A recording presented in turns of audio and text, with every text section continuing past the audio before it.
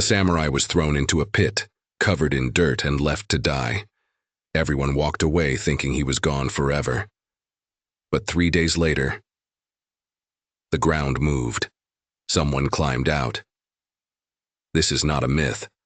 This is the story of the samurai who survived being buried alive. His name was Torii Suneemon. He wasn't famous at first. He wasn't even high-ranking. But what he did in 1575 shocked both armies in Japan. It wasn't just courage. It was something beyond fear. People later said he had the spirit of a ghost warrior, and honestly, after hearing this story, you might agree. The year is 1575 during the Sengoku period, a time when samurai were fighting for control of Japan. Torii was defending a castle called Nagashino. The castle was surrounded by the forces of Takeda Katsuyori, one of the most feared warlords in Japan. Supplies were running out. Water was running out. The men inside were starving. They had maybe a few days left before surrendering.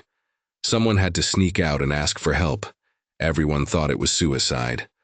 Torii raised his hand. At night, he slipped out of the castle. No sound, no armor, just a rope and a mission. He crossed enemy lines, walked through forest, avoided scouts, and ran through mud and rain. It took hours, but he reached the allied army of Tokugawa Ieyasu and Oda Nobunaga. The message got through. Help would come. That alone could have made him a hero. But he still had to return to the castle. The second part was harder. The enemies were awake now. They knew someone got out. Torii tried to sneak back in, but he was spotted and captured. The Takeda soldiers dragged him to their war camp. They tortured him, but he didn't break. Then they gave him one last offer. They told him to stand on a wooden platform and yell to his own men inside the castle that no help was coming. They wanted him to lie so the defenders would surrender. Most people would have lied. Most people would do anything to stay alive. Torii looked at the castle and shouted a message, but not the one the enemy wanted. He yelled, "Hold on, help is coming!" The Takeda commanders were furious. They decided to make an example out of him. Their punishment was something that even other samurai feared: burial alive. They tied his arms, threw him into a pit, and covered him with dirt. They buried him up to his neck, then they kept adding more and more soil until even his face was gone. No one expected to see him again.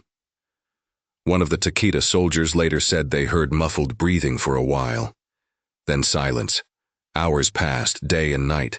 People walked over the ground where his body was, but on the third day something happened.